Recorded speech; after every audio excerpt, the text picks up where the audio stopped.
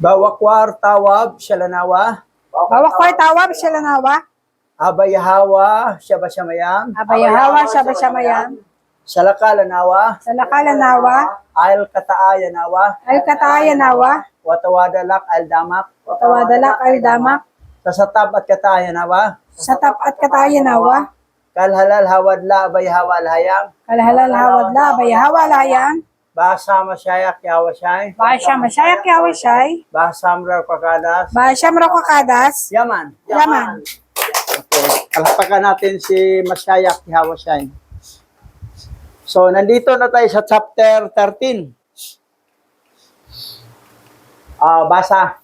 Pangalawang aklat ni Makabeo, Kabanata 13, verse 1 to 26. Nang taong 141 BCE, nabalitaan ni Judas Makabeo, nalulusubi ni Antioco Eupator ang Judea kasama ang isang malaking hukbo. Kasama rin niya si Lysias, na kanyang guro at tagapamahala ng kaharian. Bawat isa ay namuno sa hukbong binubuo ng mga kawal Griego. 110,000 sundalo, 5,300 mga ngabayo, 22 elepante at 300 karwahe na may matatalas na karit sa gulong. Oh, matindi ang kalaban. Grabe oh. 110,000 sundalo. Tapos, 5,300 ang nangangabayo. 22 elepante. Tapos, 300 karwahe na may matatalas na karet sa gulong. Oo. Ang tindi ng kaaway nila. Samantala sila Judas Macabeo, 3,000 lang. 3,000 lang silang Judas Macabeo. Pero kalaban lang, 110 na sundalo. May 5,300 pang nangangabayo. 22 elepante. Tapos 300 na karwahe na may matatalas na karet ang gulong. So, hindi basta-basta yung kaaway nila. Matindi.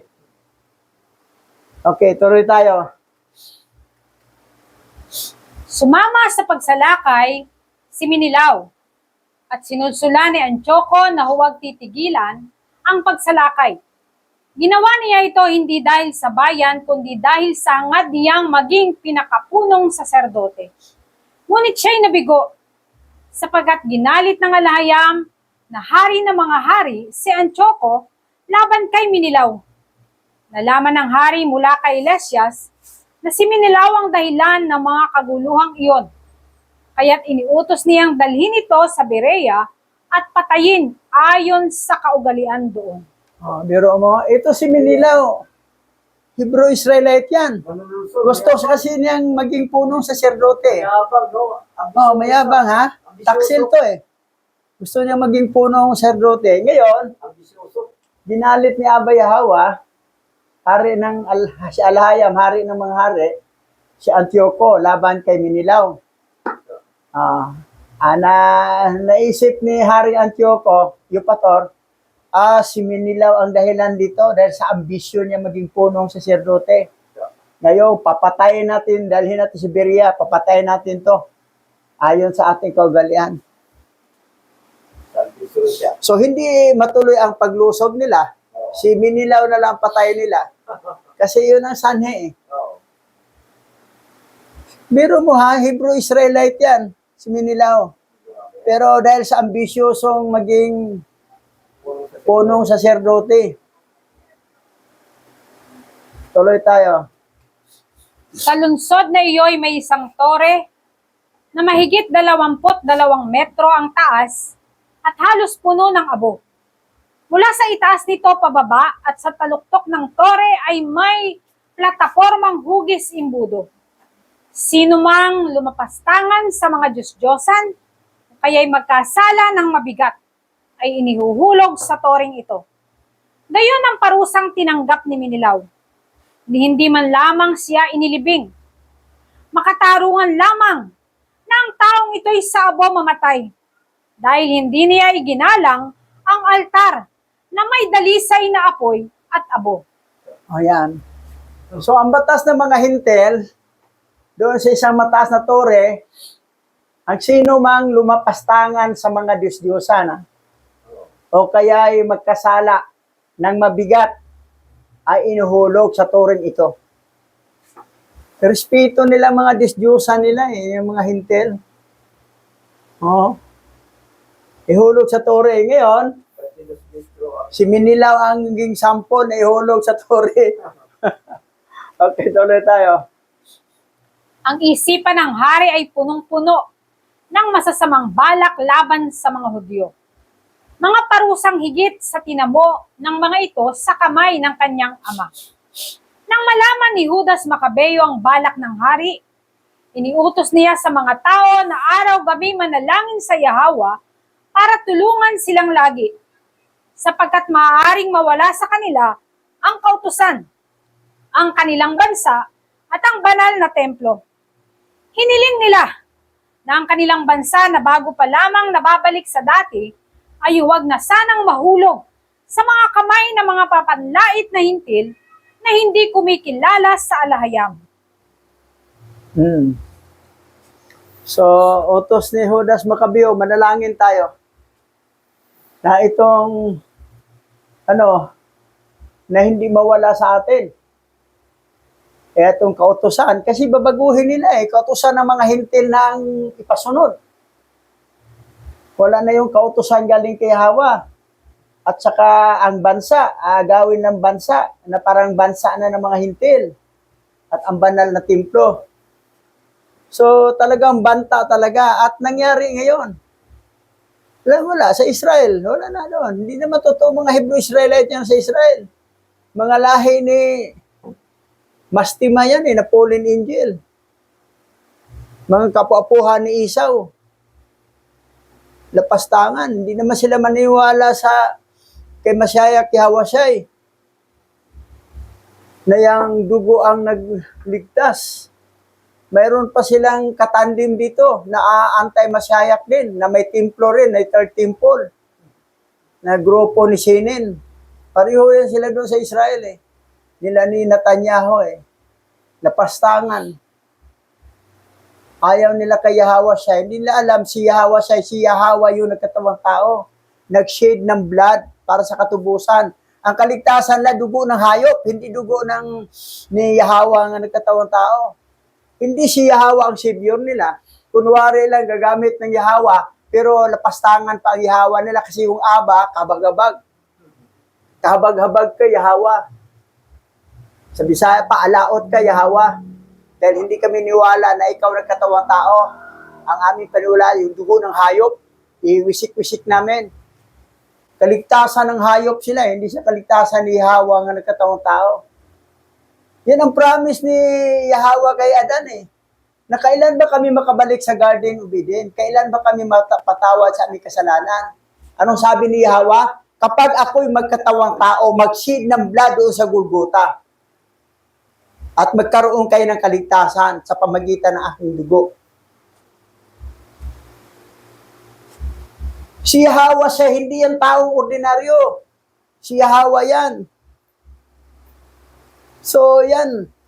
Yung Israel ngayon, at saka yung nandito, third temple sa Cabuyao, Laguna, sa grupo ni Sine na grabing pagkakultuha, nandyan pag ninong ko, naniwala din, papunta kayo ng dagatang apoy. Dahil mali yun, lapastangan yung ginawa ninyo So, ito yung prayer ni Judas Macabeo na kailangan pag-pray na hindi mawala sa kanilang kautusan. Na hindi lapastangan. At hindi mawala ang templo. Ang templo noon, at ngayon, iba na. Ang templo ngayon tayo na We are the temple of the Holy Spirit. Raw kakadas, nananahan sa ating puso. So yan, ang nakakaawa nga sila dahil hindi talaga sila binhi ni Yahweh, binhi sila ng fallen angel. That's why ganun na lang ang kanilang panampalataya, panindigan. Kasi hindi naman binhi. Ang lahat ng binhi ni Abba Yahweh, yung napanganak before the foundation of the world, maniniwala talaga yon na si Abba Yahweh nagkatawang tao, nag-shed ng blood para sa katubusan nating kasalanan. Awit nila niya, hindi mapantayan. Hindi mapantayan. Dahil sa dugo mong tumigis, dala ang kaligtasan. Nasa awit niya yung isa, Alahayam said his son. He called him Yahweh. He came to love, hell and forgive. He lives and died to buy my pardon. An empty grave is there to prove my Savior reigns. Because he live, I can face tomorrow. Because he live, all fear is gone. Because I know he hold the future. And life is worth the living just because he live. Buhay. Si Yahweh siya nabuhay siya muli. Kasi siya naman si Alahayam Si Yahweh na nagkatawang tao. Ang purpose niya, he live and die to buy my pardon. Para mapardon tayo sa ating kasalanan. Yan ang promise niya kay Adan ni Eva, yung napalaya sa Garden of Eden. Pero maraming hindi naniniwala. Ang ibang Yahweh siya pa nila ay hindi Savior, hindi si Yahweh, angel daw. Siya ang high-ranking angel na si Yahweh siya ay mali. Anong anghel? So tuloy tayo, tama na, sarado na kayo. Nagkakaisa silang dumulog sa mahabaging alahayam at 3 araw na nagpatira pa. Dumadalangin at walang tigil ng pag-iyak at pag-aayuno. Nang matapos ito, pinalakas ni Judas Macabeo ang loob ng bawat isa at sinabing humanda sila para sa anumang mangyayari. Pagkatapos, pinulong niya ang mga matatandang pinuno ng bayan at ipinasyang sa tulong ng alayam ay lalabas sila at haharapin ang kaaway na hari bago ito sumalakay sa Judea at masakop ang lungsod. Yan. So, nanalangin sila, umiyak sila nanalangin, nag-ayono. Natulungan sila ni Abba Yahweh. Okay, tuloy tayo. Ang kapalaran nila ay ipinagkatiwala na nila sa lumikha ng daigdig.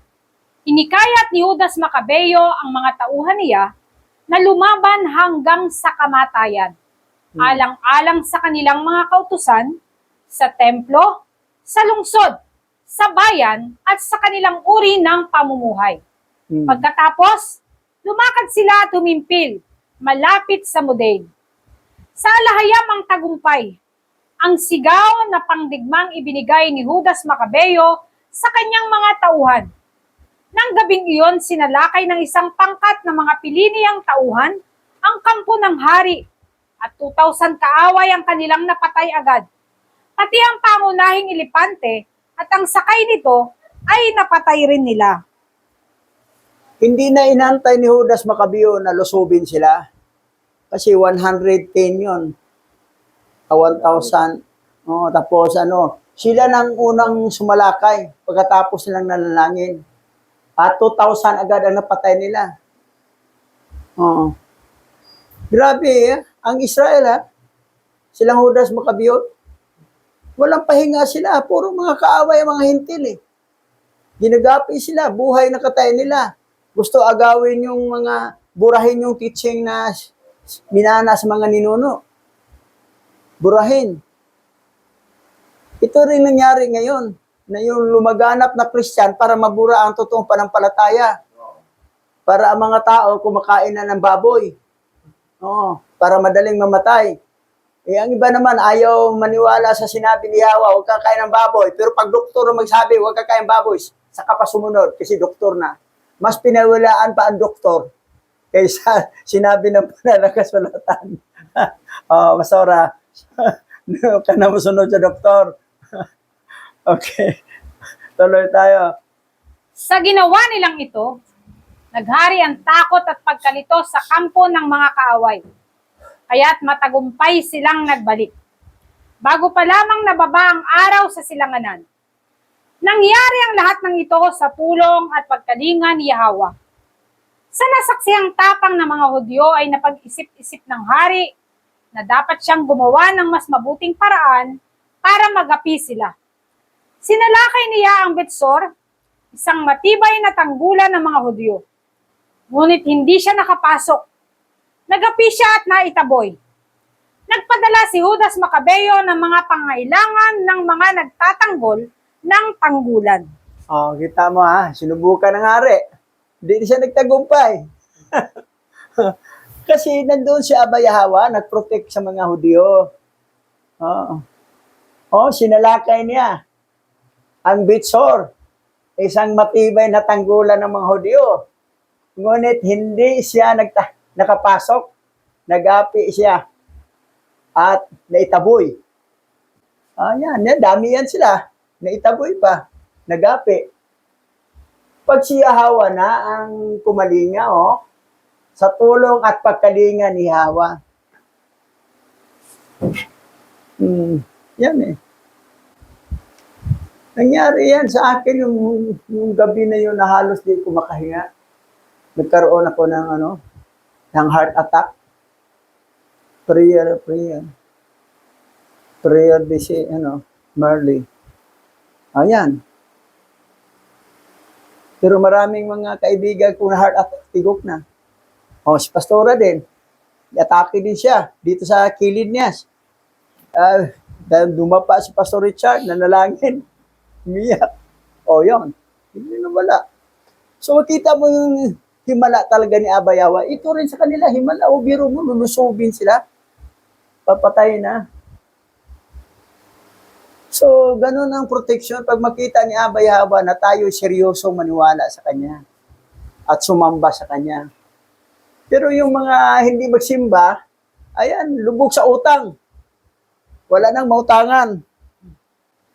Dahil, walang tiwala kay Aba Yahweh. May tiwala dun sa pera. Hindi ministry, manistry ang nasa utak. Okay, tama na. Tuloy. Ngunit may isang Hudyo sa Buroon na naging kasangkapan ng kaaway. Ito'y si Rodoko na nagbunyag sa kaaway ng mga lihim militar. Ngunit nalaman ito, kaya't siya'y hinuli at ibinilanggo. Sinubukan ni Haring Antioco na makipag-ugnay sa mga taga-Bitsor. Nagkaroon nga sila ng kasunduan at siya'y umurong. Sinalakay niya uli si Judas Macabeo at ang mga tauhan nito. Ngunit natalo na naman siya. Tingnan mo ito sa Rodoko. Taksela, nagbunyag sa mga kaaway ang lihim na militar nila ni Judas Macabeo. Taksela, Hebrew Israelite ito, si Rodoko. Taksil eh. Ngayon nangyari, nalaman ni Judas Macabeo, kinulog siya, binilanggo.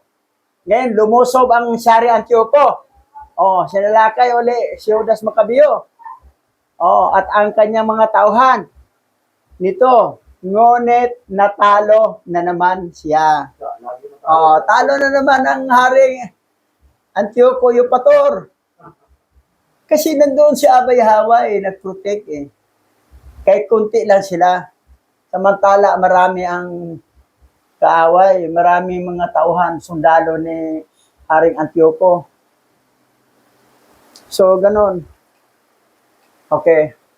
Samantala, si Felipe na iniwan niyang mamahala sa Antioquia ay naghimagsik at ito'y nakarating kay Antioco.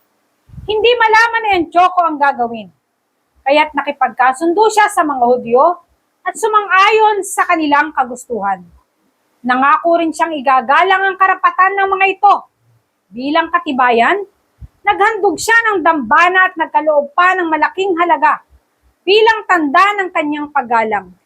Malugod niyang tinanggap si Judas Macabeo at hinirang si Hegemonides bilang gobernador ng lupain mula sa Tolimaida hanggang Gerar.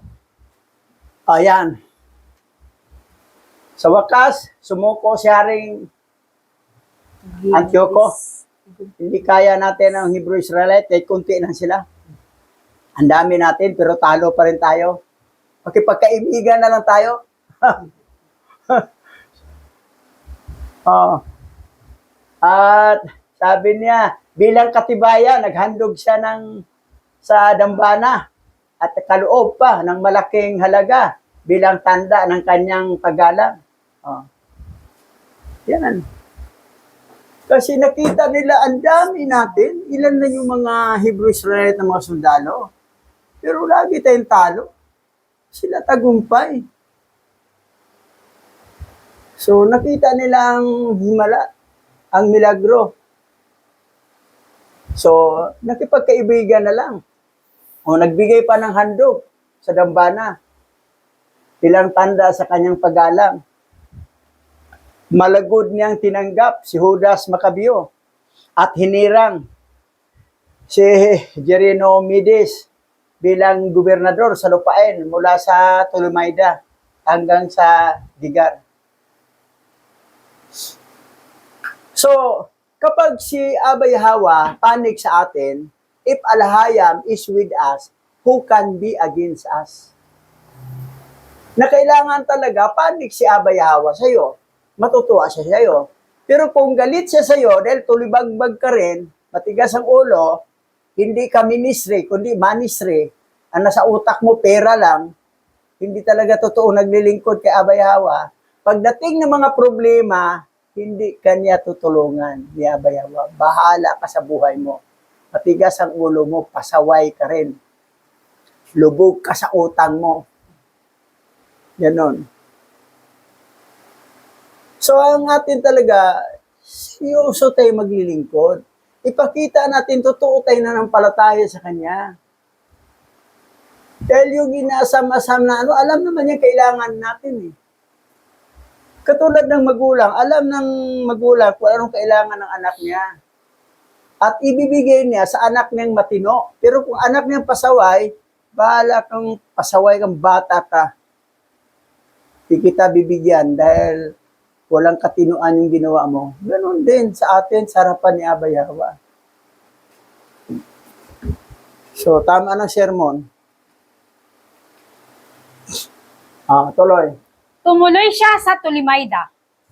Ang mga taga-ro'y tutol sa kanyang ginawang kasunduan at nais nilang ito'y pawalang bisa.